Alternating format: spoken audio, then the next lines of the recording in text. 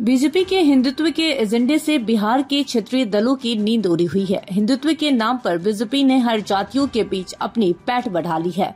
BJP के इस हिंदुत्व के एजेंडे की काट केवल मंडल 2 से ही संभव है। इसी बात को ध्यान में रखते हुए बीजेपी के कमंडल की काट के लिए मंडल 2 की व्यूह रचना में विपक्ष जुटा हुआ है। बिहार सरकार इसी मकसद से बिहार में जातीय जनगणना करवा रही है, लेकिन पटना हाई कोर्ट ने 4 अप्रैल को बिहार में चल रहे जातीय गणना पर तत्काल प्रभाव से रोक लगाकर बिहार की सियासत में भूचाल ला दिया है। सवाल ये उठने लगे हैं कि जिस राज्य की 52% आबादी गरीब है, 73 से ज्यादा आबादी को अपना छत नसीब नहीं है, वहाँ के नेता जाति आधारित गणना कराने के लिए इतने जिद क्यों कर रहे हैं? इसके पीछे का राज क्या है? ऐसा होने से फायदा क्या है? दरअसल बीजेपी ने हिंदुत्व की एक नई लकीर से एक नया वोट बैंक तैयार किया है। इसमें सभी वर्गों के वोटर शामिल है। उस वोट बैंक टक्कर देने, उनमें सिंधमारी करने के लिए जातीय आधार को आगे किया जा रहा है। जातीय गणना का मकसद ही यही है कि जातियों को गोलबंद किया जाए। 2024 लोकसभा चुनाव से पहले एक बार फिर से मंडल बनाम कमंडल करने की कोशिश की जा रही है। इसका सीधा लाभ जातीय आधार पर बिहार में राजनीति कर रहे राजनीतिक दलों को मिलेगा। इससे उनका नया वोट बैंक तैयार होगा। कहा जा रहा है कि जातीय गणना होगा तो पिछड़ी जातियों की जीवन स्तर में सुधार होगा, उनका विकास होगा, लेकिन ये सब केवल एक प्रोपोगेंडा है। अगर ऐसा ही होता तो अलग अलग आयोगों ने जो अनुशंसा की, उन्होंने क्यों नहीं लागू किया जा रहा है? हाईकोर्ट का फैसला आने तक जाति आधारित गणना का काम 80% पूरा कर लिया गया है। इनके आंकड़े भी सरकार के पास आ गए होंगे, लेकिन दिक्कत यह है कि सरकार इसे सार्वजनिक नहीं करेगी।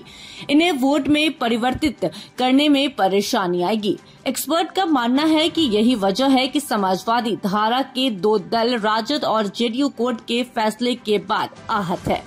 इस बीच एक चर्चा इस बात की भी हो रही है कि हाईकोर्ट के फैसले के बाद भले सरकार की किरकिरी हुई हो, लेकिन नीतीश कुमार कामयाब जरूर हुए हैं। अपने इस फैसले के बाद लोगों के बीच मुख्यमंत्री ये मैसेज देने में कामयाब हो गए कि वो ओबीसी वर्ग के हितैषी हैं। वो उनके सही आंकड़ों को जुटाने और उन्हें उचित हिस्सेदारी दिलाने के अभियान में जुटे थे। कोर्ट के फैसले के कारण इसमें ब्रेक लग गया। एक्सपर्ट मानते हैं कि इसका लाभ उन्हें चुनाव में मिल सकता है। राजनीतिक जानकारों का कहना है कि बिहार में आरक्षण का मामला काफी संवेदनशील है। 2015 विधानसभा चुनाव से पहले आरएसएस प्रमुख मोहन भागवत के आरक्षण की समीक्षा वाली बात से पूरा मामला पलट गया था। यही कारण है कि यहाँ सत्ता पक्ष हो या विपक्ष, आरक्षण के मसले पर सब एकजुट है। इसमें लोगों का फायदा कम, नेताओं का अपना हित ज्यादा है। उनको इस मुद्दों को हवा देते हुए ही विकास, महंगाई, बेरोजगारी और भ्रष्टाचार जैसे मसलों पर जवाब देना पड़ता है। आजादी के बाद पहली बार 1951 में जनगणना हुई। तब से अब तक हुई सभी 7 जनगणना में एससी और एसटी का जातिगत डेटा पब्लिश होता है, लेकिन बाकी जातियों का डेटा पब्लिश नहीं होता है। डेटा नहीं होने के कारण ओबीसी आबादी का ठीक अनुमान नहीं लगाया जा सकता है। देश में एससी और एसटी वर्ग के जो आरक्षण मिलता है, उसका आधार उनकी आबादी है, लेकिन ओबीसी आरक्षण का कोई मौजूदा आधार नहीं है। अगर जाति आधारित गणना होगी तो इसका ठोस आधार होगा।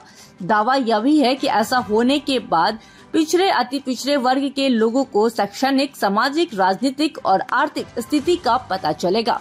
उनकी बेहतरी के लिए बेहतर पॉलिसी बन सकेगी।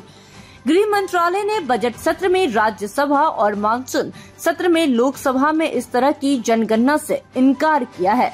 जवाब देते हुए गृह राज्य मंत्री नित्यानंद राय ने कहा था, हर बार की तरह इस बार भी केवल एससी और एसटी कैटेगरी की जातिगत जनगणना होगी। हालांकि 31 अगस्त 2018 को तत्कालीन गृह मंत्री राजनाथ सिंह ने 2021 की जनगणना की तैयारियों पर मीटिंग की थी। इसके बाद पीआईबी ने जानकारी दी थी कि इस बार की जनगणना में ओबीसी की गणना के बारे में सोचा जा रहा है।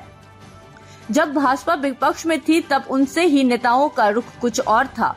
2011 की जनगणना से पहले पूर्व केंद्रीय मंत्री और भाजपा नेता गोपीनाथ मुंडे ने जातिगत जनगणना की मांग की थी। उन्होंने 2010 में संसद में कहा था कि अगर हम 2011 की जनगणना में ओबीसी की गणना नहीं करेंगे तो हम उन पर अन्याय करेंगे। यूपी बिहार में ओबीसी का बड़ा हिस्सा क्षेत्रीय दलों का समर्थक है। पिछले चुनावों में बीजेपी की लोकप्रियता बढ़ी है, लेकिन उनकी तुलना में वो कम है। बीजेपी की जितनी मजबूती पैट स्वर्ण जातियों में है, उतना ओबीसी के बीच नहीं है। जातिगत गणना होगी तो क्षेत्रीय दलों को केंद्र की नौकरियों और शिक्षण संस्थानों में ओबीसी कोटे में बदलाव के लिए सरकार पर दबाव बनाने का मुद्दा मिल जाएगा। देश में मंडल 2 जैसी स्थिति उत्पन्न हो सकती है। इस बहाने सिमटती क्षेत्रीय पार्टियों को नया जीवन मिल सकता है। 2011 की जनगणना के दौरान यूपीए सरकार ने लालू प्रसाद यादव और मुलायम सिंह यादव के दबाव और कांग्रेस के पिछड़ी जाति के नेताओं की चाहत के कारण सामाजिक आर्थिक जाति जनगणना कराई थी। इसके लिए 4,399 करोड़ रुपए का बजट पास हुआ। 2016 में जाति को छोड़कर SECC का बाकी डेटा मोदी सरकार ने जारी कर दिया। जातियों का रॉ डेटा सामाजिक न्याय एवं अधिकारिता मंत्रालय को सौंप दिया गया। जातियों के कैटेगराइजेशन और क्वालिफिकेशन के लिए मंत्रालय ने नीति आयोग के उपाध्यक्ष और अध्यक्षता में एक कमेटी बना दी। हालांकि इस रिपोर्ट का क्या हुआ पता नहीं। जब भी जातीय गणना के बारे में बात होती है तो कर्नाटक मॉडल का जिक्र जरूर आता है। सिद्धरमैया सरकार ने 2014 में जातीय गणना शुरू की थी। विरोध हुआ तो नाम बदलकर सामाजिक और आर्थिक सर्वे करा दिया। 2017 तक गणना पूरी करा ली गई, लेकिन इसकी रिपोर्ट आज तक सार्वजनिक नहीं हुई है। बताया जाता है कि इसमें भी 152 से अधिक नई जातियां सामने आ गई है। Bureau report, city post live.